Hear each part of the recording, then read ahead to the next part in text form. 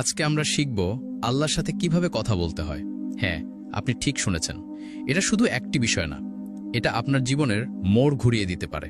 আপনি হয়তো অনেক পাপ করেছেন, ফিরে আসতে ভয় লাগে।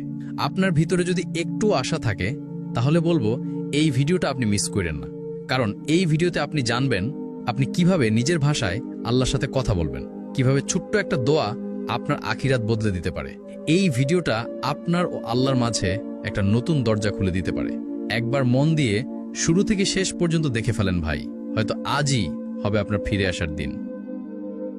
এক, আল্লাহ দেন এমনকি যখন আমরা চাই না।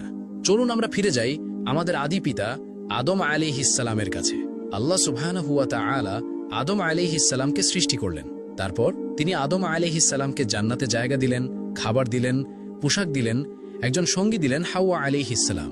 একটা বিষয় লক্ষ্য করলেন, আদম আলাইহিসসালাম তখনও আল্লাহর কাছে কিছু চাননি, তবুও আল্লাহ সব দিয়ে দিলেন। এই ঘটনা আমাদের কি শেখায় ভাই? আল্লাহ সুবহানাহু ওয়া তাআলা আমাদের দেন এমনকি যখন আমরা চাই না কিংবা চাইতে ভুলে যাই।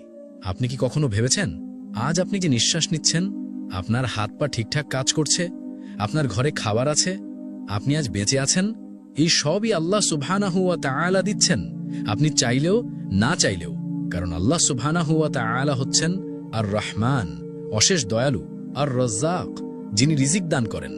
আপনি যদি কখনো ভাবেন আল্লাহ তো আমার দোয়া কবুল করেন না, তখন একবার ভাবুন, আমি তো চাইওনি, তবুও কত কিছু আল্লাহ সুবহানাহু ওয়া তাআলা দিয়েছেন। তাহলে আপনি যদি আল্লাহর কাছে হাত তোলেন, আপনি যদি ভালোবাসা নিয়ে ডাকেন, তাহলে কি তিনি আপনাকে শুনবেন না? শুনবেন ভাই, তিনি সবসময় শুনেন, তবে শুধু কান দিয়ে না, তিনি আপনার হৃদয়ের কান্না শুনেন। ২. আদম আলাইহিসসালামের ভুল ও দোয়া। আমাদের পিতা হজরত আদম আলাইহিসসালাম জান্নাতে ছিলেন। আল্লাহ তাকে সবকিছু দিয়ে দিয়েছিলেন, তবু একসময় তিনি একটি ভুল করে ফেললেন। আল্লাহ যেই গাছ থেকে আদম আলাইহিসসালামকে দূরে থাকতে বলেছিলেন, সেই গাছের ফল খেয়ে ফেললেন। এখন একটু ভাবুন তো, এই ভুলটা করার পর আদম আলাইহিসসালাম চাইলে কি করতে পারতেন? চুপচাপ লুকিয়ে থাকতে পারতেন, দোষটা হাওয়া আলাইহিসসালামের ঘাড়ে দিতে পারতেন, কিংবা পালিয়ে যেতে পারতেন লজ্জায়। কিন্তু না ভাই, তিনি পালাননি, তিনি ফিরে এসেছেন। তিনি আল্লাহর কাছে মাথা নিচু করেছেন, তিনি কেঁদে কেঁদে দোয়া করেছেন। তিনি বলেছেন, হে আমাদের পালনকর্তা, আমরা নিজেদের উপর জুলুম করেছি। যদি তুমি আমাদের ক্ষমা না করো আর আমাদের প্রতি দয়া না করো, তাহলে আমরা তো অবশ্যই ক্ষতিগ্রস্ত হয়ে যাব। কি চমৎকার দোয়া ভাই! না কোনো বড় বড় শব্দ, না কোনো সাজানো ভাষা, শুধু একটি ভাঙা হৃদয়ের কান্না। এই দোয়া ছিল ভালোবাসার, ছিল লজ্জার। এটাই আমাদের শেখার মতো বিষয়। আমরাও তো ভুল করি, তাই না? আমরাও অনেক সময় গুনাহ করে ফেলি, কিন্তু তখন কি করি? আমরা দোষ চাপাই অন্যর উপর, না হয় ভাবি আল্লাহ তো আমাকে আর ক্ষমা করবেন না। ভাই, এমন ভাবা যাবে না। আমাদের পিতা হজরত আদম আলাইহিসসালাম যদি ক্ষমা চেয়ে আসতে পারেন, তাহলে আমরাও পারি। আপনি শুধু বলুন, হে আল্লাহ, আমি ভুল করেছি, আমি তোমার কাছে ফিরতে চাই। এই একটি কথা আপনার জীবন পাল্টে দিতে পারে। ৩. আদম আলাইহিসসালাম ও শয়তানের পার্থক্য। এই পৃথিবীতে আমরা সবাই ভুল করি, কখনো গোপনে, কখনো প্রকাশ্যে। কিন্তু আল্লাহ আমাদের শিক্ষা দিয়েছেন ভুল করলে কিভাবে ফিরতে হয়। তার জন্যই আমাদের সামনে দুটি উদাহরণ রেখেছেন, একজন আদম আলাইহিসসালাম আর একজন শয়তান। আদম আলাইহিসসালাম ভুল করলেন, গাছের ফল খেলেন। শয়তানও ভুল করল, আদম আলাইহিসসালামকে সিজদা করতে অস্বীকার করল।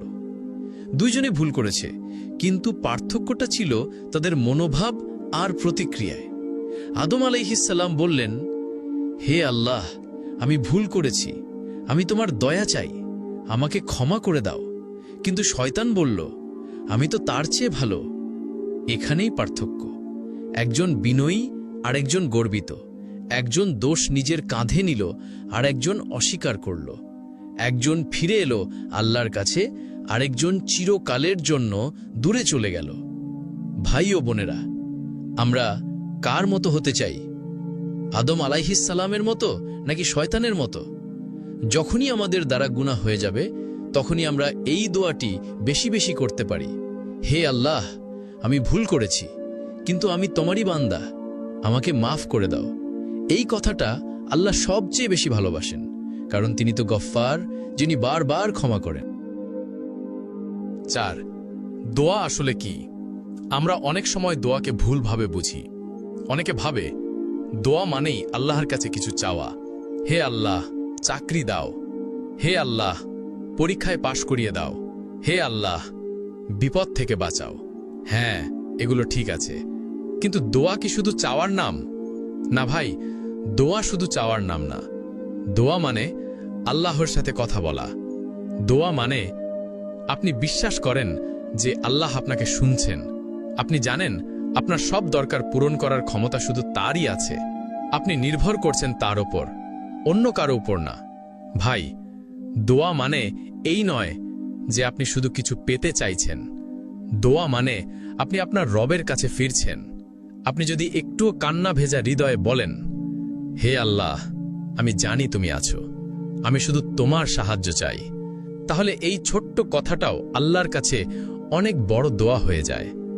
রাসূলুল্লাহ সাল্লাল্লাহু আলাইহি সাল্লাম বলেছেন, দোয়া হচ্ছে ইবাদতের মূল। তিরমিজি। ভাবুন তো, ইবাদতের মূল মানে আপনি যখন দোয়া করেন তখন আপনি ইবাদতের একেবারে কেন্দ্রে আছেন। আর দোয়া করতে আরবি জানার দরকার নেই, সাজানো গুছানো ভাষা লাগবে না। আল্লাহ শুধু চান আপনার মন খোলা থাকুক আর বিশ্বাসটা সত্য হোক।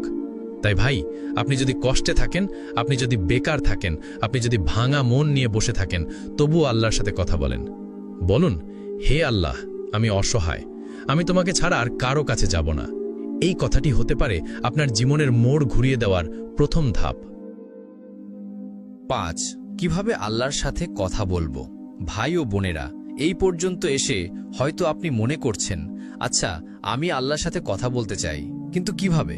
অনেকে ভাবে, আমার তো সুন্দর করে দোয়া করার ভাষা নেই, আমি আরবি জানি না, আমি এত পাপ করেছি, আল্লাহ কি আমার কথা শুনবেন? ভাই শুনুন, আল্লাহ আপনার মুখের শব্দ শুনেন না, তিনি শোনেন আপনার হৃদয়ের ভাষা। আপনাকে কোনো সাজানো গুছালো বাক্য দরকার নেই, আপনাকে আলেম হতে হবে না, কিতাব মুখস্থ থাকতে হবে না।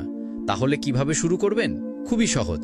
একটা নিরিবিলি জায়গা বেছে নিন, যেখানে একটু চুপচাপ থাকা যায়, নিজের সাথে থাকা যায়, যেমন নিজের রুম। আল্লাহর প্রশংসা দিয়ে শুরু করুন। বলেন, আলহামদুলিল্লাহ, সুবহানাল্লাহ, আল্লাহু আকবার। তারপর রাসূল সাল্লাল্লাহু আলাইহি ওয়াসাল্লামের উপর দরুদ পাঠ করুন, আল্লাহুম্মা সাল্লি আলা মুহাম্মাদ। এবার নিজের মনের কথা খুলে বলুন। হ্যাঁ, একদম আপনার ভাষায়, যেমন বন্ধু বা মা বাবার সাথে কথা বলেন ঠিক তেমন। বলুন, হে আল্লাহ, আমি কষ্টে আছি, হে আল্লাহ, আমি জানি আমি ভুল করেছি, হে আল্লাহ, তুমি ছাড়া আর কারো কাছে যেতে ইচ্ছে করে না। আপনার চোখে পানি থাকুক বা না থাকুক, আল্লাহ দেখেন আপনার আন্তরিকতা। ভাই, একবার মনে মনে বলেই দেখুন, হে আল্লাহ, আমি তোমার দয়া চাই।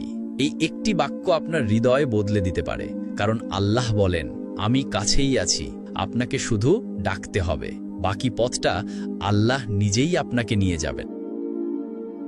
6. আল্লাহ আমার দোয়া কবুল করেন না কেন? এটা এমন এক প্রশ্ন যা অনেকেই মনে মনে করে। আমি তো অনেক দোয়া করছি, কিন্তু আল্লাহ আমার দোয়া কবুল করছেন না কেন? এই প্রশ্নে কষ্ট আছে, হতাশা আছে, কিন্তু তার মধ্যে একটা আল্লাহর প্রতি আশাও লুকিয়ে আছে। আর সেই আশাটাকে জিয়ে রাখাই হলো আসল ঈমান। চলুন সহজভাবে বোঝার চেষ্টা করি। 1. আল্লাহ আপনার দোয়া শুনেছেন, এতে কোনো সন্দেহ নেই। তিনি নিজেই বলেছেন, তোমার প্রভু বলেন, আমাকে ডাকো, আমি তোমাদের ডাকে সাড়া দেব। 2. কিন্তু উত্তরটা হয়তো 3 ভাবে আসে। তাৎক্ষণিকভাবে হ্যাঁ দিয়ে আপনি যা চাইছেন তাই দিয়ে দেন, না দিয়ে কারণ সেটা আপনার জন্য ভালো নয়, বা বলেন অপেক্ষা করো কারণ সময়টা এখনো ঠিক হয়নি। 2 বছরের বাচ্চা যেমন কখনো কখনো চকলেট চায়, কিন্তু মা তখন দেয় না, কারণ মা জানে এখন দিলে ওর পেট খারাপ হবে। ঠিক তেমনি আল্লাহ আমাদের চাওয়াগুলো আমাদের ভালোর জন্য নিয়ন্ত্রণ করেন। 3. কখনো আল্লাহ আপনাকে তা দেন যা আপনি চাইছেন না, কিন্তু যার প্রয়োজন আপনার অনেক বেশি। আপনি হয়তো চাকরি চাইছেন, কিন্তু আল্লাহ আপনাকে ধৈর্য শেখাচ্ছেন, কেননা পরবর্তীতে আপনি যে দায়িত্ব পাবেন তার জন্য এই সময়ের প্রস্তুতি জরুরি। 4. আবার কখনো আল্লাহ আপনার দোয়ার বদলে আপনার কোনো বড় বিপদকে ঠেকিয়ে দেন যা আপনি বুঝতেই পারেননি। আপনি কিছু চাইলেন, কিন্তু আল্লাহ দিলেন সেই বিপদ থেকে নিরাপত্তা যা আপনার জানা ছিল না। আর একটা কথা শুনে রাখুন ভাই, আল্লাহ দোয়া শুনতে ভালোবাসেন। যেমন মা শিশুর কণ্ঠ শুনে আনন্দ পান, আল্লাহও চান তার বান্দা যেন তাকে ডাকে, বারবার ডাকে, কান্না করে ডাকে। তাই যদি আপনি ভাবেন আল্লাহ শুনছেন না, তবে বুঝে নিন আপনার ডাকটা আল্লাহ শুনছেন, কিন্তু উত্তরটা হয়তো আপনাকে প্রস্তুত করার জন্য দেরি করে আসছে। শেষ কথা, হতাশ হবেন না, আল্লাহ কারো দোয়াকে অবহেলা করেন না। আপনার প্রতিটি ডাক, প্রতিটি কান্না, প্রতিটি নিঃশ্বাস সবই আল্লাহর দরবারে পৌঁছে যাচ্ছে।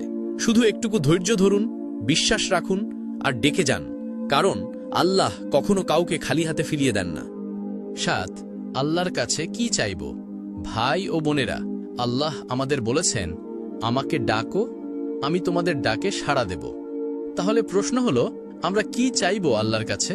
আমরা তো অনেক কিছু চাই, তাই না? চাকরি চাই, রিজিক চাই, ভালো রেজাল্ট চাই, পরিবারের শান্তি চাই। এসব চাইতে কোনো সমস্যা নেই, বরং এগুলো চাওয়া ইবাদত। কিন্তু ভাই, শুধু দুনিয়ার জিনিসগুলো চাইলে তো আমরা সীমিত চাওয়া চাইছি। একজন প্রকৃত মুমিন আল্লাহর কাছে চায় দুনিয়াও আখেরাতও। চলুন দেখি কি কি চাইতে পারি। দুনিয়ার জন্য যা চাইতে পারেন: হালাল রিজিক, সুস্থতা ও নিরাপত্তা, ভালো পরিবার ও সন্তান, কল্যাণকর বন্ধু, পরিশ্রমের বরকত, হেদায়ত ও ধৈর্য।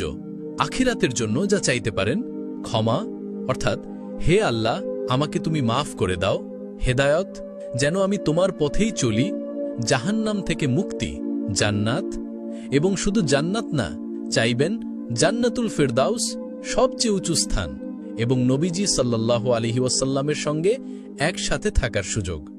নবীজি সাল্লাল্লাহু আলাইহি ওয়াসাল্লাম আমাদের এমন একটি দোয়া শিখিয়েছেন যাতে দুনিয়া ও আখেরাত দুটোই আছে। রব্বানা আতিনা ফিদ দুনিয়া হাসানাতাও ওয়া ফিল আখিরাতি হাসানাতাও ওয়া কিনা আযাবান নার। হে আমাদের রব, আমাদেরকে দুনিয়াতে কল্যাণ দাও, আখিরাতে কল্যাণ দাও, এবং জাহান্নামের আগুন থেকে রক্ষা করো। ভাই ও বোনেরা, আপনার দোয়া যেন শুধু আজকের সমস্যা পর্যন্ত না থাকে, দোয়া যেন হয় চিরকালীন মুক্তির জন্য। এই দুনিয়া তো একদিন ছেড়ে যাবেনি, তাই এমন কিছু চাইতে ভুলবেন না যা মৃত্যুর পরও আপনার সাথে থাকবে। আজ থেকে একটা কাজ করুন, দোয়ার তালিকায় দুনিয়া ও আখিরাত দুইটাই লিখে ফেলুন, আর আল্লাহকে ডাকুন পুরো ভালোবাসা দিয়ে। ভাই ও বোনেরা, আল্লাহর সাথে কথা বলার জন্য কোনো ডিগ্রি লাগে না, আরবি ভাষা জানা লাগে না, লাগে শুধু একটা জিনিস,